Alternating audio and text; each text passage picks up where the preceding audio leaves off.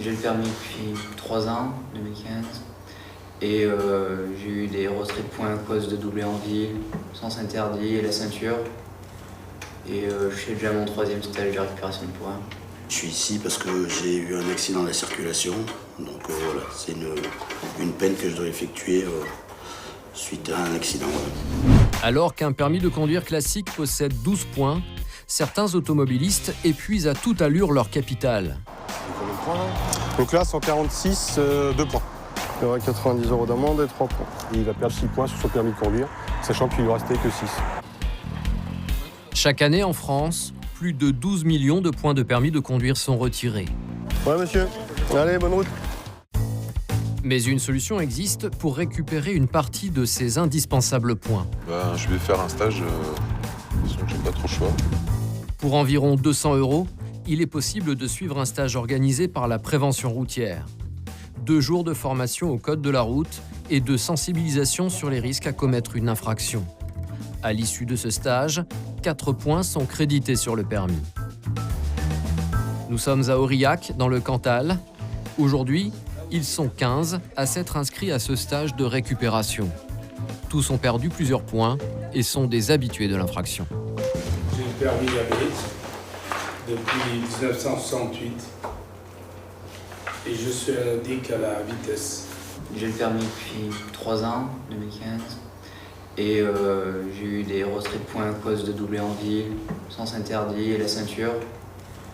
Et je fais déjà mon 3e stage de récupération de points. Je suis ici parce que j'ai eu un accident de la circulation. Donc voilà, c'est une peine que je dois effectuer suite à un accident. Voilà. Dans la salle, seulement 2 femmes. Les hommes représentent en effet 86% des permis invalidés pour infraction. Et tous ne sont pas enchantés de leur présence aujourd'hui. Je suis ici parce qu'avec différentes infractions qui m'ont fait perdre quelques points, un par un en général, je me retrouve avec un solde de 5 points et je me suis dit plutôt que de risquer de perdre le permis, autant en récupérer 4. Je suis vraiment venu dans un but pour récupérer des points en étant convaincu qu'on allait me faire la morale pendant 2 jours en fait. Si certains envisagent ce stage comme une punition, ce n'est pas l'image que veut en donner la prévention routière. Nous avons ici des personnes qui nous ont dit « Ah, on a du mal à 90 ». Avec nos voitures qui nous vendent, t'as l'impression de te traîner à 90. Les formatrices n'ont qu'un seul objectif, faire comprendre à leur public que le moindre écart au code de la route pourrait être dramatique et comment y remédier. Vous allez réfléchir à votre infraction la plus courante. Est-ce qu'elle vous vient immédiatement à l'esprit? L'infraction que vous commettez le plus souvent, sans trop vous poser de questions, parce que ça, c'est pas dangereux, ou parce que, je sais pas, voilà, la plus courante. Voilà. Celle que vous commettez le plus souvent, tout en sachant que vous êtes en infraction.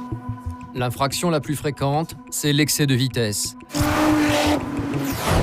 Et ici, chacun a sa petite excuse pour appuyer sur le champignon.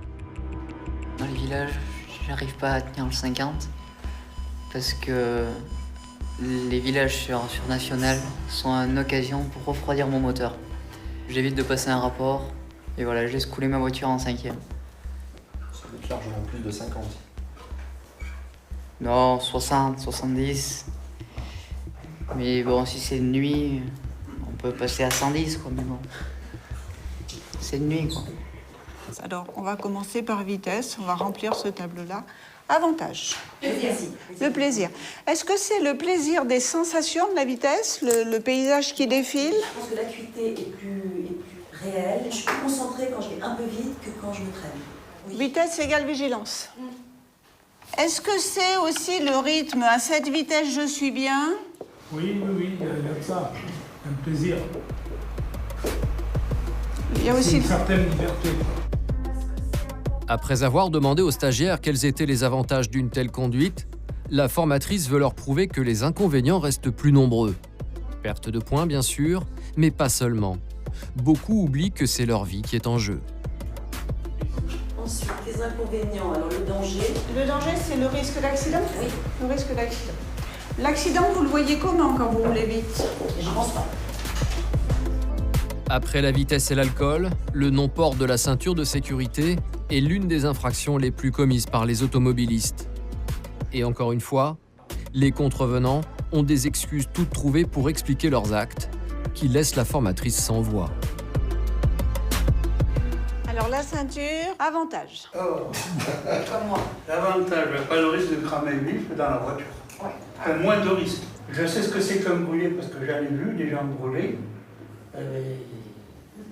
C'est abominable. Oui, alors moins de risques quand on ne porte pas la ceinture. C'est indéfendable aujourd'hui. Hein. Que je mets ma vie en danger, c'est un fait, mais c'est ma vie. J'en dispose quand je veux mal. Donc toujours avantage de la ceinture, être libre.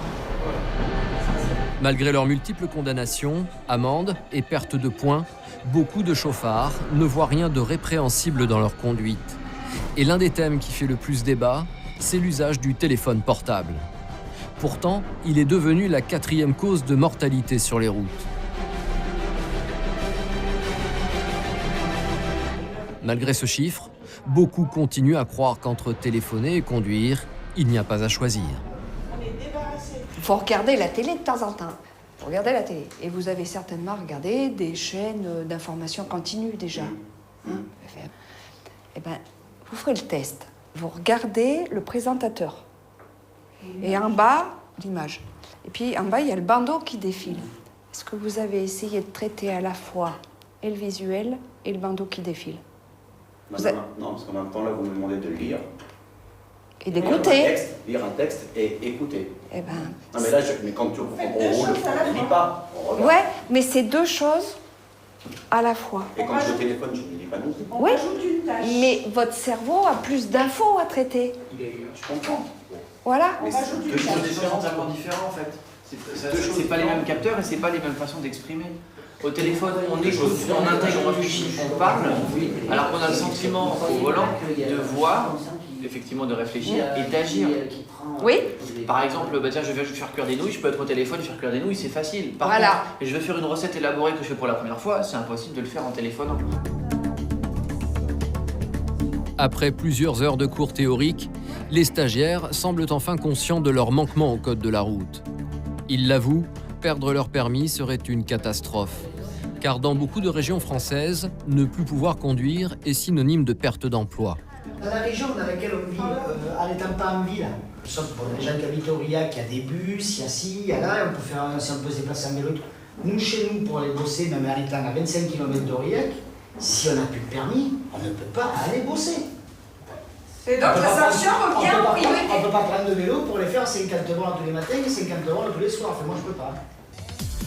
Qu'ils aient ou non retenu les conseils de la sécurité routière, tous les stagiaires repartent aujourd'hui avec 4 nouveaux points. Allez, on va vous remettre maintenant les attestations. Pas d'examen pour valider le stage, mais cet enseignement express semble tout de même avoir eu des effets positifs. Ils m'apprennent à conduire différemment, à voir que le risque il est vraiment réel, qu'il y a eu vraiment des cas graves, même des cas où les gens n'ont pas contrôlé leur accident. L'accident leur est arrivé en pleine face sans rien contrôler. Alors ça ne sert à rien d'aller le chercher soi-même, parce qu'il y a bien assez de risques sans chercher les accidents soi-même. Les associations et les pouvoirs publics espèrent donc, à force de spots publicitaires et de stages de prévention, modifier le comportement des automobilistes. Mais pour le moment, la délinquance routière est encore malheureusement trop répandue et responsable de nombreux décès. Un Français sur 2 affirme avoir déjà été confronté à un accident de la route. Dans ce contexte, le gouvernement s'est fixé un objectif: descendre sous la barre des 2000 morts sur les routes d'ici 2020. Un pari osé qu'il faut espérer gagnant.